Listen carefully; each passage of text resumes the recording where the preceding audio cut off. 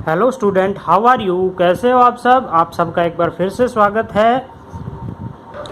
तो भाई सब्सक्राइब भी किया करो चैनल्स को।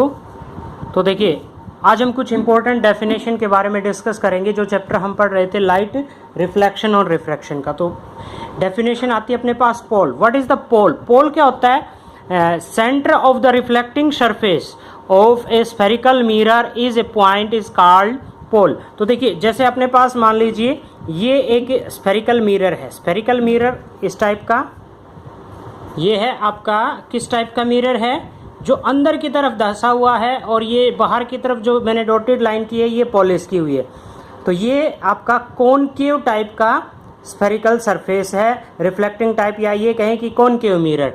और इसका जो ये जो सेंटर है, सेंटर पॉइंट, इस पूरे मिरर का बीच वाला हिस्सा ये वाला, ये क्या कहलाएगा? पोल। पी अक्षर से डिनोट करते हैं इसको। और centre of curvature, centre of curvature क्या होता है? यदि मैं इसको कंप्लीट कर दूं, ऐसे इस तरह से कंप्लीट कर दूं, और ये क्या बन गया? स्फीयर। और स्फीयर का जो सेंटर है वो पार्ट क्या कहलाएगा? इसका सेंटर ऑफ कर्वेचर। और radius of curvature, radius of curvature, ये जो डिस्टेंस है पोल से सेंटर की, ये डिस्टेंस, ये क्या कहलाएगी? Radius of curvature. तो क्या डेफिनेशन हो सकती है? Centre of curvature, reflecting surface of a spherical mirror forms a part of sphere. यानी कि आपका जो रिफ्लेक्टिंग सरफेस है वो एक स्फीयर का पार्ट है। तो दस of this sphere is called centre of curvature. यानी कि इस स्फीयर का जो सेंटर है वो क्या कहलाएगा? आपका centre of curvature. Radius of curvature, the radius of the sphere which will the reflecting surface of a spherical mirror forms a part is called radius of curvature. Aperture, diameter of the reflecting surface of spherical mirror is called aperture. तो कौन सा होगा aperture? देखिए इसमें ये वाला हिस्सा, ये रिफ्लेक्टिंग सरफेस था, तो ये वाला जो डायमीटर है ये क्या कहलाएगा? aperture. Principal axis, principal axis किसे कहेंगे? जो लाइन सेंटर और पोल से पास हो, the line which passing through the pole and centre, this line is called principal axis. ये लाइन क्या कहलाएगी? Principal axis. और प्रिंसिपल फोकस, फोकस क्या होता है? देखिए, जैसे आपके पास ये एक सरफेस है और इस पे मैंने पैरेलल बीम ऑफ लाइट, ये कहें कि आपके पास ये कॉनकेव मिरर है, और मैंने इस पे क्या डाला? एक टॉर्च से बीम ऑफ लाइट इस पे फॉल होती है। ये आपका प्रिंसिपल एक्सिस, जो लाइन सेंटर पोल से पास होती है, ये आपका प्रिंसिपल एक्सिस। तो ये सभी लाइट्स जो हैं आफ्टर रिफ्लेक्शन इस पॉइंट पे टकराने के बाद इस पॉइंट पे इकट्ठी हो जाएंगी, मर्ज, सभी एक पॉइंट पे इकट्ठी हो रही है इस पॉइंट पे।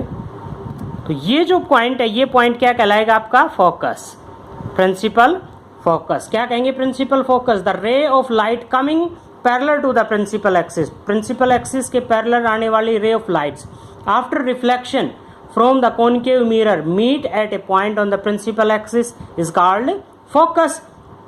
और फोकल लेंथ किसे कहेंगे? इस पॉइंट से इस पॉइंट के बीच की ये जो डिस्टेंस है ये फोकल लेंथ कहलाती है। ठीक है, तो हम पिछले टॉपिक्स के अंदर पढ़ चुके हैं। आज हम करेंगे क्वेश्चंस की प्रैक्टिस। तो देखिए, कुछ क्वेश्चंस हैं जिनकी प्रैक्टिस हम आज करने जा रहे हैं। जैसे अपने पास एक क्वेश्चन है आपका, an object 5। Student good morning, कैसे हो आप सब? चलिए अपना जो क्वेश्चन है वो स्टार्ट करते हैं। An object 5 centimetre in length is held 25 centimetre away from a converging lens of focal length 10 centimetre. Draw the रे diagram, find the position, size and nature of the image formed. तो देखिए question को फिर से ध्यान से पढ़ते हैं। Object 5 centimetre in length is held 25 centimetre away from converging lens. It means अपने पास जो लेंस है वो कैसा है? कन्वर्जिंग। तो कन्वर्जिंग लेंस कौन सा होगा? आपका कॉन्वेक्स लेंस। कॉन्वेक्स लेंस कौन सा होता है? जो किनारों से पतला और बीच से मोटा। ये इसका ऑप्टिकल सेंटर, और ये लाइन जो हो गई वो हो गई आपकी प्रिंसिपल एक्सिस। ठीक है, इससे 25 सेंटीमीटर अवे, 25 सेंटीमीटर अवे क्या रखा हुआ है? ऑब्जेक्ट। और ऑब्जेक्ट की जो हाइट है वो है आपकी 5 सेंटीमीटर। हमने कंसिडर कर लिया ए बी ऑब्जेक्ट आपका, ठीक है। और इस ये 25 सेंटीमीटर अवे रखा हुआ है। और फोकल लेंथ कौन सा पॉइंट होगा, फोकस, ये F1 कंसिडर कर लो इसको, चाहे आप कंसिडर करना चाहो तो ये डिस्टेंस होगी आपकी 10 सेंटीमीटर, ये डिस्टेंस होगी आपकी 25 सेंटीमीटर। क्या फाइंड आउट करना है आपने, ड्रा द रे diagram and find the position, size and nature of image formed. तो देखिए क्या तरीका है कि एक रे तो प्रिंसिपल एक्सिस के पैरेलल जाती है, जो लाइन प्रिंसिपल एक्सिस के पैरेलल जाएगी वो फोकस से पास हो जाएगी, यानी कि आपका ये जो पॉइंट है वो F2 होगा। एक रे जो ऑप्टिकल सेंटर से पास होती है वो विदाउट डाइवर्टिंग, बिना मुड़े इसी से पास हो जाएगी। तो जहाँ पे ये दोनों रेज मिलेंगी वहाँ पे आपकी इमेज बनेगी, ठीक है। तो ये जो पॉइंट है वो है आपका C2 कंसिडर कर लो या 2F2, C2 यानी कि ऑप्टिकल सेंटर 2, यहाँ पे optical centre 1, sorry optical centre नहीं, centre of curvature. Optical centre तो ये पॉइंट होता है जहाँ से रे विदाउट डाइवर्टिंग पास होती है। तो ये जो सेंटर है C1 और C2, ये इस वाले हिस्से के स्फेरिकल सरफेस के है और ये इस वाले हिस्से का सेंटर ऑफ कर्वेचर है, ठीक है। तो अपने पास जो गिवन है वो लिख लेते हैं, H1 हाइट ऑफ ऑब्जेक्ट क्या है आपके पास 5 सेंटीमीटर, और डिस्टेंस U, डिस्टेंस को always be denoted by U is equal to 25 centimetre. Focal length जो है वो कॉन्वेक्स लेंस के लिए पॉजिटिव लेंगे, कॉनकेव के लिए नेगेटिव, तो यहाँ पे पॉजिटिव ये आ गया। Using lens formula,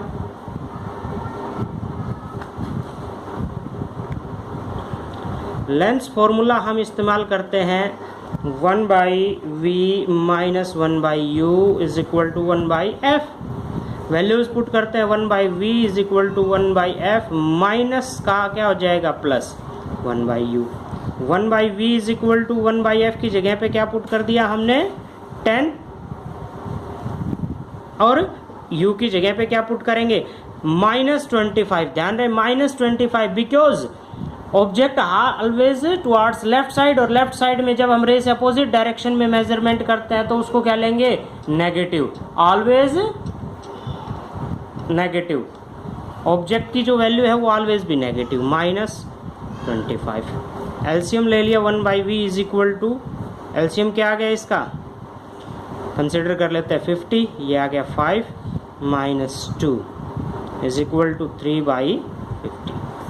v is equal to क्या आ गया आपके पास 50/3 सेंटीमीटर। यानी कि क्या होगी आपकी इमेज कहाँ पे बनेगी, इमेज जो बनेगी वो 50/3 सेंटीमीटर डिस्टेंस पे, और पॉजिटिव है तो इसका मतलब किधर बनेगी इस साइड, राइट साइड। यहाँ पे क्या आ गया आपका, इसको अगर हम सॉल्व करते हैं तो 16.6 सेंटीमीटर अवे, 16.67 सेंटीमीटर अवे। अब हम क्या करते हैं, इसका मैग्निफिकेशन फाइंड आउट करेंगे। किस लिए, हमने पोजीशन तो निकाल दी, इमेज की पोजीशन तो हमने फाइंड आउट कर दी। अब हम क्या करेंगे, इसका साइज और नेचर फाइंड आउट करते हैं। m इज इक्वल टू किसके बराबर होता है, साइज ऑफ इमेज अपॉन में साइज ऑफ ऑब्जेक्ट, यानी कि इसको h1 h2 भी कर सकते हैं, size of image to the size of object. और इसका रिलेशन जो है वो इमेज की डिस्टेंस और ऑब्जेक्ट की डिस्टेंस से क्या होता है, h2 अपॉन में h1 is equal to v upon u। h2 की वैल्यू फाइंड आउट करनी है, h2 is equal to h1 into v upon में u। h2 is equal to h1 की वैल्यू क्या थी, साइज ऑफ इमेज ऑब्जेक्ट 5, और v upon में u क्या आ गया था आपके पास, v की वैल्यू आई थी 50/3, u की वैल्यू क्या आई थी आपके पास -25। इसको हम कैलकुलेट करते हैं तो ये आ गया आपके पास 2, h2 की वैल्यू आ गई आपके पास -10/3, इट मीन्स -3.33 सेंटीमीटर। तो यहाँ पे नेगेटिव साइन जो है वो क्या इंडिकेट कर रहा है कि इमेज साइज, पहले तो हम साइज लिखेंगे, size of image, size of image क्या आ गया आपके पास 3.33 सेंटीमीटर। नेचर, नेचर में कैसी होगी, एक तो अगर ये आपकी लेफ्ट साइड में बनती तो कैसी होती, वर्चुअल, अब कैसी बन रही है, राइट साइड में बन रही है तो रियल, और negative sign indicate that image is inverted. Okay, real and inverted, real and inverted, it means below the principal axis, principal axis से नीचे। ओके, तो अभी हमने एक न्यूमेरिकल किया, इसी टाइप का एक और न्यूमेरिकल हम करते हैं फॉर कॉनकेव लेंस के लिए। क्वेश्चन नंबर है आपके पास, इसको हम कर सकते हैं, आपकी एक्सरसाइज बुक के अंदर क्वेश्चन नंबर 11 आएगा। ये कहता है कि ए कॉनकेव लेंस और फोकल लेंथ, आपके पास एक कॉनकेव लेंस दिया हुआ है, कॉनकेव लेंस, कॉनकेव लेंस कौन सा होता है, which is thicker at and and thinner eight middle, किनारों से मोटा और बीच से पतला। फोकल लेंथ, फोकल लेंथ दे रखी है इसकी, यहाँ से यहाँ तक कंसिडर कर लेते हैं 15 centimetre, 15 centimetre. An image 10 centimetre from the lens, और लेंस से 10 सेंटीमीटर की दूरी पे इमेज बनती है। How far the object placed from the lens, lens से कितनी दूरी पे रखा जाए ऑब्जेक्ट। तो इसके लिए क्या करते हैं, अपने पास ऑब्जेक्ट को हम यहाँ पे कंसिडर कर लेते हैं, मान लेते हैं ऑब्जेक्ट यहाँ है, तो क्या होगा आपका, एक रे प्रिंसिपल एक्सिस के पैरेलल, वो रिफ्रैक्ट होके इधर एक रे आपकी आती है इस साइड, और ये आ गई विदाउट डाइवर्टिंग।